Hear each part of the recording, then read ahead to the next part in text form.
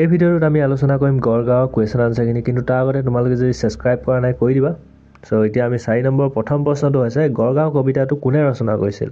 উত্তৰটো হৈছে বিনন্দ চন্দ্ৰ বৰুৱাই।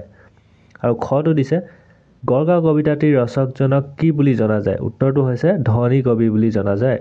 তাৰপিছত গটো দিছে মাৰ নাও বুলিলে কি বুজাইছে? উত্তৰটো হৈছে মাৰ নাও বুলিলে এখনৰ দাঁতিত আন এখন বান্ধি থোৱা জোৰ নাও। তাৰপিছত ঘটো দিছে কবিতাটিত বৰ্ণনা কৰা মতে ৰজাৰ আদেশত হোৱা কেইটামান কাম উল্লেখ কৰা। উত্তৰটো হৈছে কেইটামান কাম হ'ল বিলত নগৰ হয় নগৰত নৈ বয় ধুদে ৰাজ আলি বান্ধে কাৰেঙৰ দেৱাল গাঠে আৰু বৰনাও মাৰে। এইকেইটা হৈ গ'ল কাম। তাৰপিছত নম্বৰটো দিছে যে গড়গাঁৱৰ কথা শুনি তল যাওঁ বুলি কবিয়ে কিয় কৈছে? উত্তৰটো হৈছে কাৰণ সেইখন উলট পালট দেশ, তাত বিভিন্ন ঘটনা ঘটে, সেইবাবে কবিয়ে কৈছে গড়গাঁও কথা শুনি তল যাওঁ। তাৰপিছত 5 নম্বৰটো আমাক দিছে যে কবিতা লাইন দুহাৰি দি দিছে আৰু প্ৰশ্নটো সুধিছে মাৰ নাও উভতিব খোজাৰ কাৰণ কি? উত্তৰটো হৈছে গড়গাঁও সৌন্দৰ্য চাবৰ কাৰণে অধিক জোৰেৰে গৈ থকা মাৰ নাওবোৰ উভতি আহিব খোজে। খটো দিছে উলট পালট দেশ কথাৰে নহয়হে কটাৰীৰো দাবেতাৰ কাটে বুলি কবিয়ে কি বুজাব খুজিছে? উত্তৰটো হৈছে যে আহোম ৰজাৰ দেশখন ৰজাসকলৰ প্ৰচেষ্টাৰ সৈতে এক প্ৰকাৰৰ ৰূপ আছিল আৰু কাহিনী কৈ ইয়াৰ কৃতিত্ববোৰ সমাপ্ত কৰাৰ এটা উপায় আছিল। কটা বালি কাটিবলৈ মানুহৰ বাবে কাম কৰাটো সম্ভৱ আছিল যিহেতু সম্ভৱ। তাৰপিছত গটো আমাক দিছে যে নাই দিন নাই ৰাতি নাই পানী নাই মাটি আদেশ মাতো হয় হাজ। কবিতা ফাঁকিত থকা হাজ শব্দটোৱে কি বুজাইছে? উত্তৰটো হৈছে গড়গাঁৱত থকা অন্যান্য ঘৰ দুৱাৰ কাৰেংঘৰ আদি সুৰক্ষিত কৰিবৰ কাৰণে ৰাজধানীৰ চাৰিওকাষে গড় সজা বুলি বুজাইছে। তাৰপিছত ঘৰটো দিছে অহা যোৱা নাই তাত শেষ জনে জনে ভিন ভিন বেশ। এই কবিতা ফাঁকিৰ মাজেৰে কবিয়ে কি বুজাব বিচাৰিছে? উত্তৰটো হৈছে এই কবিতা ফাঁকিৰ মাজেৰে কবিয়ে ইয়াকে বুজাব বিচাৰিছে যে গড়গাঁও আৰু ইয়াত থকা কাৰেংঘৰৰ ৰাজধানী ইত্যাদি বিভিন্ন কীৰ্তিচিহ্ন চাবৰ কাৰণে পৰ্যটকসকলৰ আগমন ঘটে।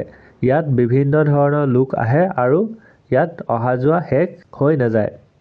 6 নম্বৰটো দিছে আমাক যে কবিতাটোৰ মূল কথাখিনি গদ্য প্ৰকাশ কৰা, মানে প্ৰেক্ষাপট লিখিব দিছে। উত্তৰটো হৈছে আহোম ৰাজ্যখন কেইবাখনো ৰাজধানীৰ ভিতৰত গড়গাঁওখন আছিল অন্যতম।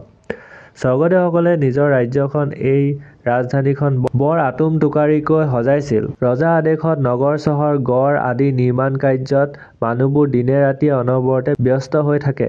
লানি নিচিঙা বনুৱাই হাঁহ কণীৰ আঠাৰে ছটা ছটা ইটাৰে কাৰেংঘৰ আদি নিৰ্মাণ কৰি আছে। মানুহবোৰ গাত অপাৰ শক্তি, বঠা নহ'লেও হাতেৰেই নাও বায়, অস্ত্ৰ নহ'লেও দাঁতেৰেই অস্ত্ৰৰ কাম কৰে। এইবিলাকৰ কথা শুনি গৌৰৱত আত্মহাৰা হৈ পৰে। 7 নম্বৰটো আমাক খালী ঠাই লিখিব দিছে। কবিতাটো তোমালোকে চাই কেনে লিখি ল'ব পাৰা। এতিয়া 8 নম্বৰটোত আমাক দিছে পাঠৰ পৰা মিল থকা শব্দবোৰ লিখা, মানে একেই উচ্চাৰণ কৰাৰ শুনিবলৈ একেই হোৱা নিচিনা শব্দবোৰ লিখিব লাগে। যেনেকৈ দেশ বেশ হ'ল, এনেকৈ ফালি হ'লে লালি হ'ব, নাও হ'লে গাঁও হ'ব, বাটে ঘাটে এনেকৈ।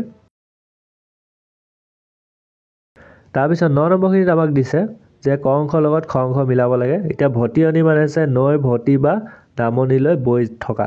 তাৰপিছত বল পোৱা মানে হৈছে শক্তি পোৱা। সেনেকৈ গোটেইখিনি তোমালোকক ইয়াত মিলোৱা আছে, তোমালোকে চাই চাই মিলাই ল'বা। তাৰপিছত 10 নম্বৰ দিছে উদাহৰণবোৰৰ দৰে বিশেষ্যৰ পৰা বিশেষণলৈ নিয়া, মানে বিশেষণলৈ নিব কৈছে আমি দীৰ্ঘইকাৰ লগাই দিব লাগে। যেনেকৈ বিদেশ আছে বিদেশী হ'ল, স্বদেশ আছে স্বদেশী হ'ল, দেশ আছে দেশী, সেনেকৈ গোটেইখিনি শব্দৰ পিছফালে দীৰ্ঘইকাৰ লগাই দিব লাগে। তাৰপিছত 11 নম্বৰখিনি আমাক বাক্য ৰচনা কৰিব দিছে। শব্দখিনি দুটা শব্দ আমাক একে নিচিনা দিয়া আছে, কিন্তু দুইটা অৰ্থ আমাক লিখি দিছে বেলেগ বেলেগ, আৰু সেইকেইটা আমি বাক্য ৰচনা কৰিব লাগে। যেনেকৈ বাৰ মানে এইটো সপ্তাহৰ বাৰ কৈছে, যেনেকৈ সোমবাৰ মঙলবাৰ। এতিয়া বাক্য ৰচনাটো হ'ল সোমবাৰ দিনা আমি ফুৰিবলৈ যাম। ছেকেণ্ডটো দিছে 12। এতিয়া ছেকেণ্ডটো হৈছে সংখ্যা, 1 ডজনত 12টা থাকে। তাৰপিছত পাৰ দিছে, পাৰ হৈছে এটা নদী পাৰ, আৰু এটা হৈছে পাৰ, এটা হৈছে পাৰ মানে চৰাই।